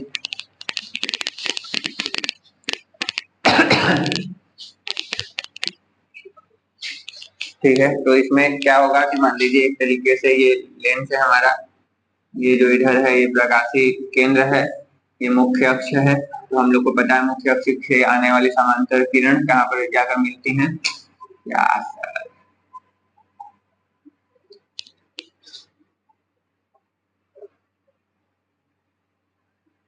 ठीक है, यानी मुख्य अक्ष से आने वाली किरणें जिस बिंदु पर जाकर मिलती हैं वो क्या कहलाता है? फोकस कहलाता है। ठीक, यहाँ पर देखिए जो वस्तु कहाँ रखा था, मान लीजिए वस्तु रखा है अनंत पर, तो अनंत से जो किरण आ रहा है वो जाकर मिल रहा है फोकस पर। तो अगर इस साइड बन रहा है तो हम लोग को बताया वास्तविक और उल्टा होगा। कहाँ बन रहा है? फोकस पर बन रहा है और बहुत छोटा बन रहा है, बिंदु के आकार का बन रहा है। उम्मीद है आप लोगों को समझ में आया होगा। तो आप लोग एक बार इसका स्क्रीनशॉट ले लीजिए।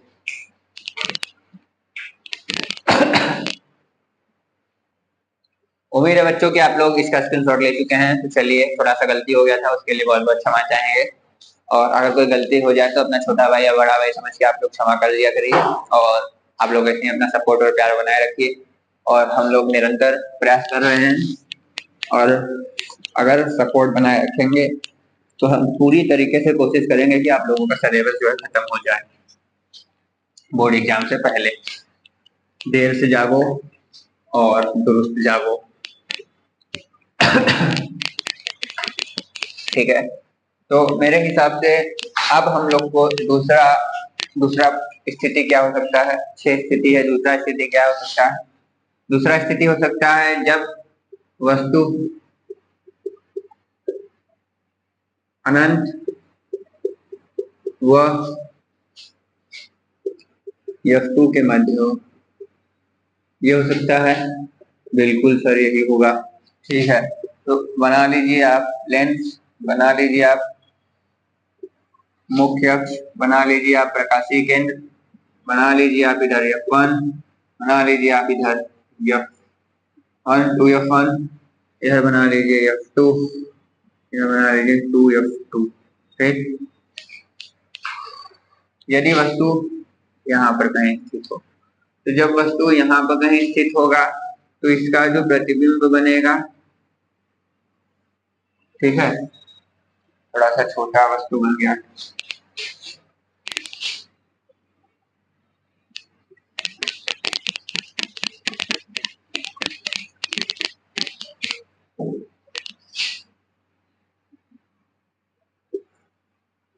ठीक है। मान लीजिए यदि कहीं वस्तु यहाँ पर है, ये अपवर्तन के पश्चात क्या होगा,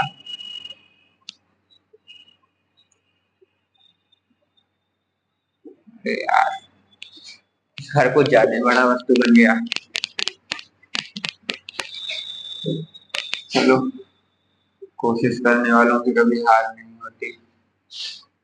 मान लीजिए ये वस्तु है और प्रकाश की किरण चली, ठीक है, और ये कहीं यहाँ से चली, ठीक है, ठीक। ये हम लोग मानेंगे इधर क्या था, फोकस, क्योंकि जो भी प्रकाश की किरण है चलकर मुख्य अक्ष के समांतर आने वाले प्रकाश की किरणें कहाँ पर मिलती हैं, फोकस पर मिलती हैं, ठीक है। तो इधर ही कहीं क्या होगा, 2F2 भी होगा, ठीक है।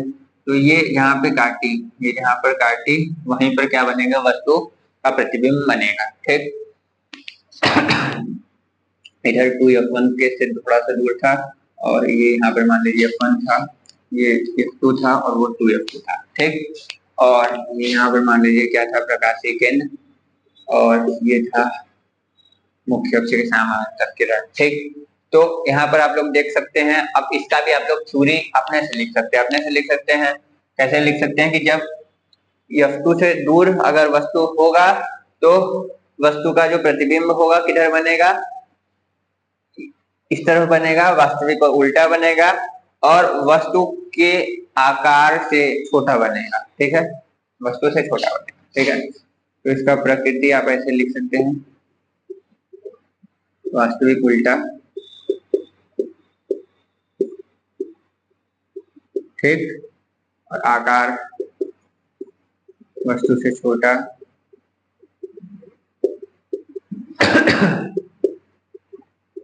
और स्थिति, किसकी स्थिति बच्चों, प्रतिबिंब की स्थिति, ठीक है, प्रतिबिंब की स्थिति, वस्तु की नहीं, प्रतिबिंब की स्थिति 2F2 और 2F2 के बीच, F2 व 2F2 के मध्य, ठीक। उम्मीद है बच्चों कि आप लोगों को ये समझ में आ रहा होगा। धीरे धीरे एनर्जी लेस नहीं होना चाहिए और भी ज्यादा बढ़ना चाहिए। तो ठीक है, आप लोग इसका स्क्रीनशॉट ले सकते हैं, स्क्रीनशॉट ले लीजिए। उम्मीद है बच्चों कि आप लोग स्क्रीनशॉट ले चुके हैं। और अब हम लोग देखेंगे तीसरा स्थिति। तीसरा स्थिति में भी सेम, ज्यादा कुछ नहीं है, आप लोगों को समझ में आ ही रहा होगा, ठीक है। थोड़ा सा दिक्कत जरूर हो रहा है, लेकिन कोई बात नहीं, धीरे धीरे सब खत्म हो जाएगा। अब जब वस्तु कहाँ पे होगा, जब वस्तु 2F2 पर हो, ठीक, यानी द्वितीय फोकस पर। मान लीजिए लेंस हो गया, ठीक, एक एक प्रकाशीय केंद्र, मान लीजिए 2F2, ये, अरे भैया इधर F1, 2F1 पे हो ना, यहाँ पर, हाँ 2F1 पर हो, ये F1, ये F2, ये 2F2, ठीक। मान लीजिए वस्तु जो है यहाँ पर है, तो जब भी प्रकाश की किरणें सीधी गई और ये फोकस, ठीक है, और एक किरण और गई, ठीक है, ये बिंदु जहाँ पर मिलेगा वही क्या कहलाएगा, वहीं पर प्रतिबिंब बनेगा। आप लोगों को पता है कि दोनों बिंदु यहाँ पर काटती हैं, वहीं पर किसका निर्माण हो जाता है, प्रतिबिंब का निर्माण हो जाता है। ये दूसरा स्थिति नहीं होता है, तीसरा स्थिति है। कौन सा स्थिति है, तीसरा स्थिति है। तो इसका प्रकृति कैसा हो जाएगा, सभी लोगों को पता है, इधर बना है उधर बना है, तो वास्तविक और उल्टा, वास्तविक और कैसा बनेगा बच्चों, उल्टा बनेगा। और इसका जो आकार है वो कैसा हो जाएगा, आकार हो जाएगा बच्चों वस्तु के बराबर, वस्तु के बराबर। और इसका जो प्रति स्थिति है वो कहाँ होगा, प्रतिबिंब का स्थिति, प्रतिबिंब का स्थिति हो जाएगा बच्चों 2F2 पर, 2F2 पर, ठीक है। यहाँ पर देखिए 2f स्थिति जो है इसका 2f2 पर यहाँ दिख ही रहा है आप लोगों को, अगर नीचे नहीं दिख रहा होगा तो स्थिति में आप लोग लिख लीजिएगा। ठीक है। उम्मीद है कि आप लोगों को तीसरा स्थिति भी समझ में आया होगा। अब हम लोग बढ़ते हैं चौथे स्थिति पर, और एक बार आप लोग इसका स्क्रीनशॉट ले लीजिए और लिख लीजिए। ठीक है, उम्मीद है आप लोग स्क्रीनशॉट ले चुके हैं। तो अब हम लोग इसके चौथे स्थिति पर बढ़ते हैं और देखते हैं कि चौथा स्थिति क्या बोल रहा है।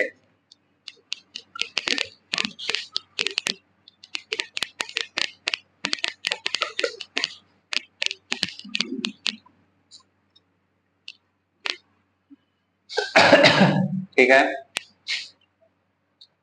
ठीक है। जब वस्तु 2f1 पर था, अभी पहले अनंत पर था, फिर उस पर था, फिर 2f1 पर था। अब चौथा स्थिति में हो जाएगा 2f1 और f1 के मध्य। जब वस्तु 2f1 व f1 के मध्य हो। गलत हो जाएगा बच्चों तो माफ कर दीजिएगा, क्योंकि अभी इतना भी ज्यादा अनुभव नहीं है, तो कोई बात नहीं, फिर भी चलते हैं हम लोग देखेंगे। ये जो है ये मान लीजिए प्रकाशीय केंद्र हो गया, ये हो गया मान लीजिए 2f1, ये हो गया मान लीजिए f1, ये हो गया मान लीजिए f2, ये मान लीजिए हो गया 2f2, और इधर थोड़ा सा बढ़ गया। जब यहाँ पर हो वस्तु, जब वस्तु यहाँ पर होगा तो आप सभी लोगों को पता है फोकस से तो होकर ही वो जाएगा ही, और इसका वक्रता केंद्र कुछ इस तरीके से जाएगा, और ये जहाँ मिलेगा ये मिलेगा तो 2f1 से थोड़ा सा दूर मिलेगा। ठीक, तो सभी लोगों को अब पता चल गया कि जो इसका प्रकृति होगा वो कैसा होगा। सभी लोग देखो बच्चे चिल्लाने लगे इसका जो प्रकृति होगा, इसीलिए हम आप लोगों को नहीं बताते हैं, आप लोग चिल्लाने लगते हैं क्लास में। अभी शोर हो रहा है, सौम्यांश से गुस्सा जाएंगे, पीछे बैठे हुए हैं तो आप लोगों को फिर कहेंगे कि गुस्सा गए। तो देखिए प्रकृति कैसा हो जाएगा, वास्तविक को उल्टा हो जाएगा। क्यों हो जाएगा, क्योंकि देखिए इधर बना है, तो देखिए हो जाएगा वास्तविक और उल्टा। ठीक, और इसका जो आकार है, आकार जो है वो वस्तु से बड़ा हो जाएगा।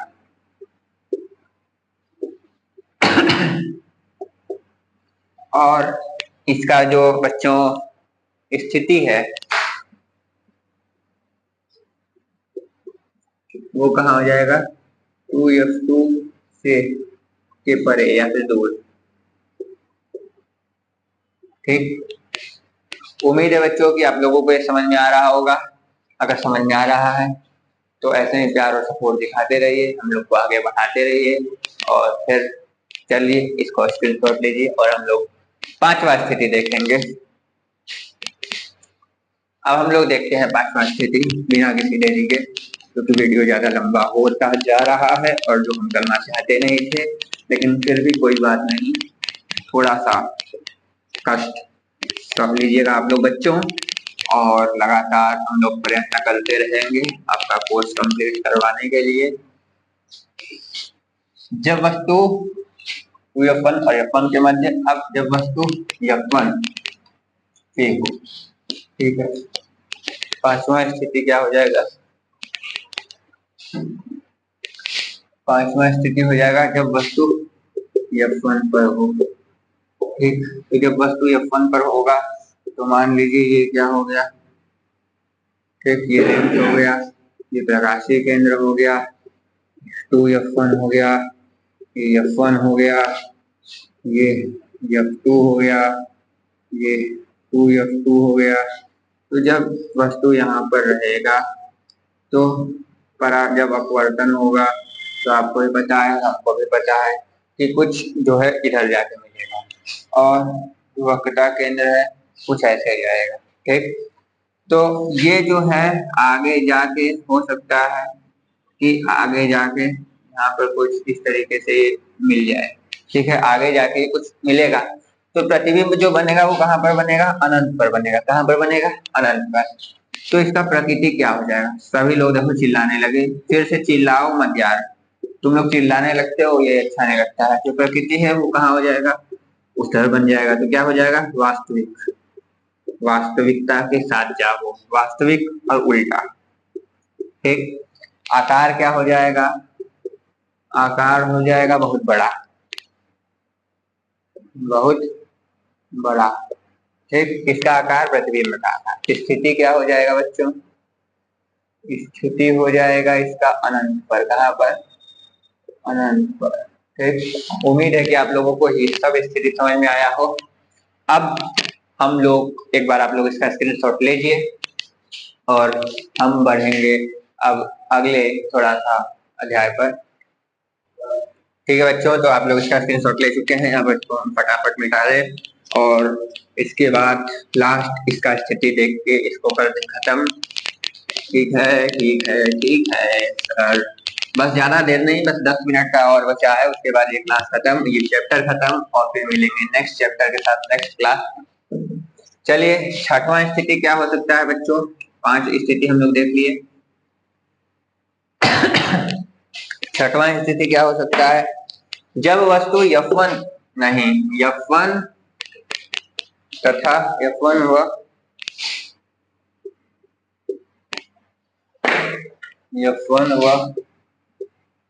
प्रकाशी केंद्र के मध्य हो।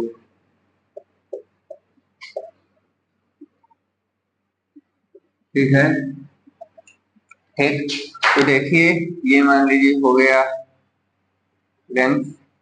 ठीक, ये मान लीजिए ये हो गया, मान लीजिए हो गया F1, ये 2F1, ये F2, ये 2F2, F1 के बीच में होगा, तो मान लीजिए यहाँ पर है और अब टकरा कर ये जाएगा तो कुछ इस तरीके से मिलेगा और यहाँ पर ही मान लीजिए जो है वक्रता केंद्र होगा, ये इससे टकराएगा, तो ये लग नहीं रहा है कि आगे जाके मिलेगा। ठीक, तो जब ये आगे जाके नहीं मिलेगा, जब ये आगे जाके ऐसे भी बनेगा तो मिलने का इसका कोई उम्मीद लग नहीं रहा है, तो जब इसका आपको कोई मिलने का उम्मीद दिख नहीं रहा है, क्योंकि ये आगे जब जाता जाएगा तो ये देखिए लग नहीं रहा है, क्योंकि ये और फैलता ही जा रहा है, ये आगे जाके मिल नहीं पाएगा।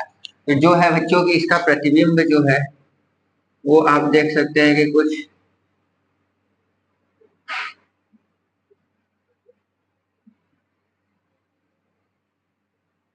इस जगह बना सकता है। इसका जो प्रतिबिंब है तो हम लोग को इधर बनता हुआ दिखाई देगा। तो जब इधर बन रहा है तो क्या होगा, इसका प्रकृति उधर बन रहा था तो वास्तविक और उल्टा, इधर बनेगा तो आभासी और सीधा। क्या, आभासी और सीधा। ठीक, उसके बाद इसका आकार क्या हो जाएगा, आकार हो जाएगा बड़ा, वस्तु से जो है बड़ा। ठीक, उसके बाद इसका स्थिति क्या हो जाएगा, इसका स्थिति क्या हो जाएगा, फोकस से परे, फोकस से परे। ठीक, 6 स्थिति हम लोग आसानी से देख चुके हैं, उम्मीद है कि आप लोगों को समझ में आया हो। और अब हम लोग लास्ट देखेंगे कि जो है आउटर लेंस में कैसे बनता है, उसमें तो एक ही जैसा बनता है, आप लोग इसका स्क्रीनशॉट ले लीजिएगा। और अब हम लोग देखते हैं आउटर दर्पण में जो है प्रतिबिंब कैसे बनता है।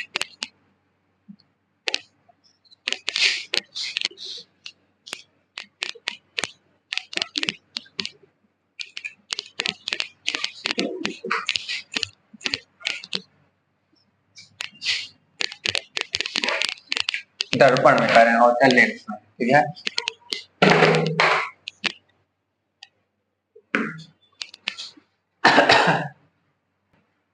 ठीक है, तो हम लोग देख लेते हैं कि जो है अवतल लेंस में कैसे बनेगा।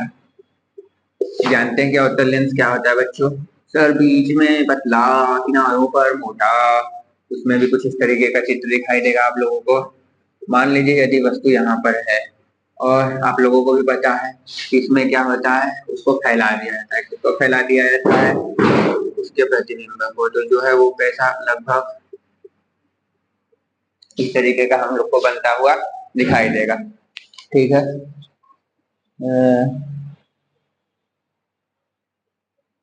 ठीक है, तो आप लोगों को पता है कि और हम लोगों को पता है, और जो ये है, ओ सॉरी सॉरी,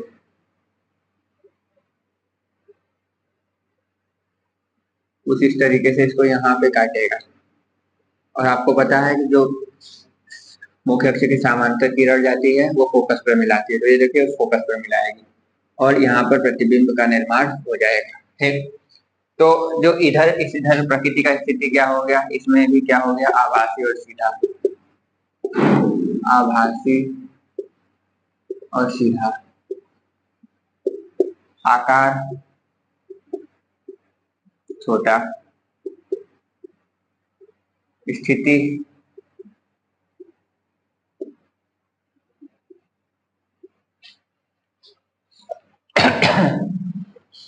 यफ व इधर जो है इसका F1 नहीं रहेगा, इधर F2 रहेगा, आप लोगों को पता ही है, और इसका F1 इधर रहेगा। ठीक है, तो यह फोकस व सी के मध्य।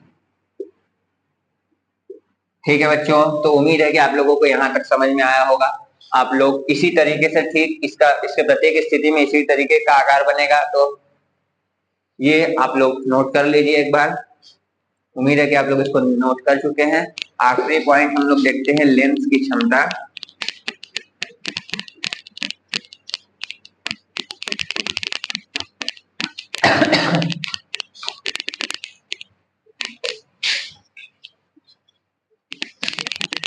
चिन्ह पार्टी पहले देख लेते हैं, अच्छा हम लोग लेंस का भी एक बार, नहीं तो आप लोग कहेंगे सर छोड़ दिए।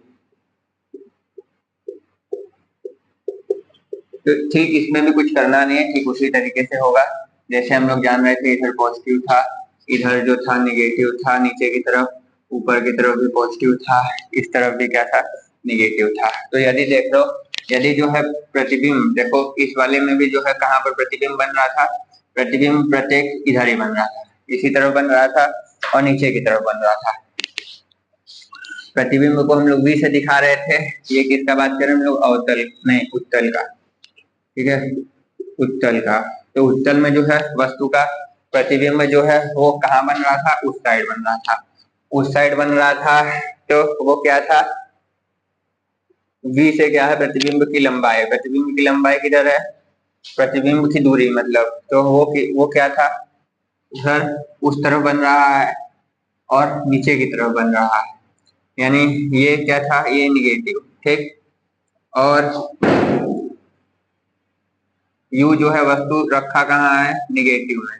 ठीक, ये पॉजिटिव होगा ना भैया, उस तरफ बन रहा है तो। और जो फोकस दूरी है इसका वो भी उधर था, तो वो क्या हो जाता है, वो भी पॉजिटिव। वहीं पर अगर हम लोग उत्तल का बात करें, उत्तल का ही तो बात कर रहे थे, अगर अवतल का बात करें, अवतल में वस्तु किधर था, इसी तरफ, तो निगेटिव। ठीक, प्रतिबिंब किधर बन रहा था, इसी तरफ, तो निगेटिव। ठीक, फोकस किधर था, इसी तरफ, तो निगेटिव। ठीक, उम्मीद है कि आप लोगों को समझ में आया होगा। तो अब लोग इसका चाहें तो एक बार स्क्रीनशॉट ले सकते हैं, स्क्रीनशॉट ले लिए होंगे तो अब इसको हम लोग निकाल देते हैं और हम लोग देखते हैं आगे की तरफ। थोड़ा अगर कोई गलती हो गया तो उसको क्षमा करिएगा।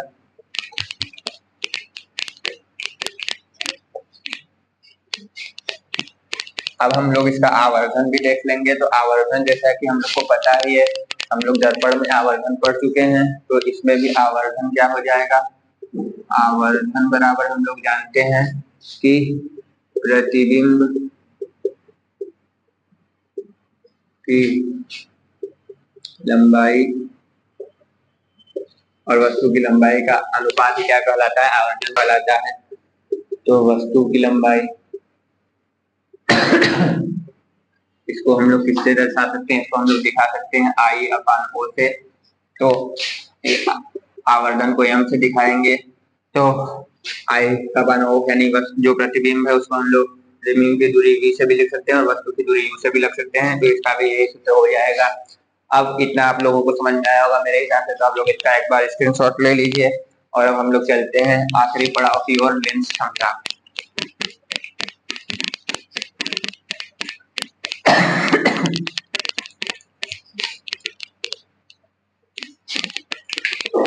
क्यों सर, लेंस क्षमता है ना।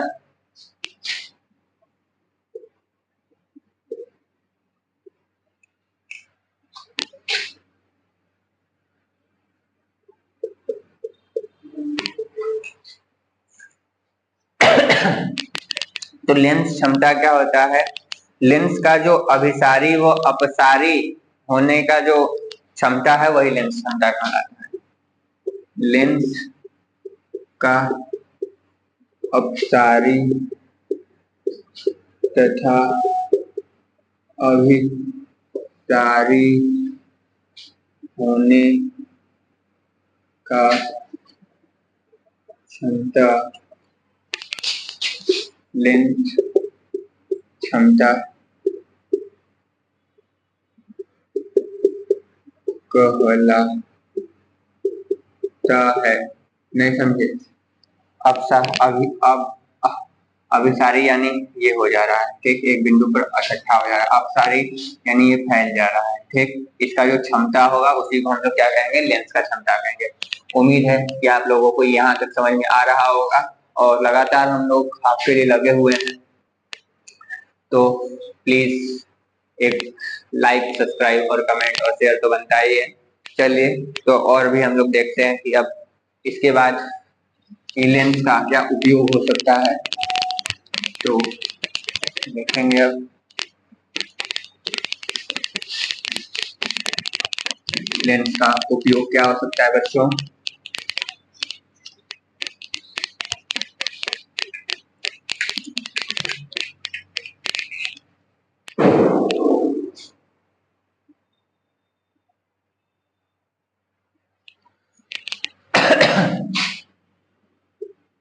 लेंस का उपयोग, तो लेंस का उपयोग क्या हो सकता है? लेंस का उपयोग हो सकता है कि हम लोग इसका प्रयोग डॉक्टर द्वारा उपयोग होता है, ठीक है। दूसरा हो सकता है आंख के लिए समंजन क्षमता जो है, ठीक है, मतलब कि किसी को दूर दृष्टि दोष है या फिर किसी को निकट दृष्टि दोष है, तो दृष्टि दोष के लिए भी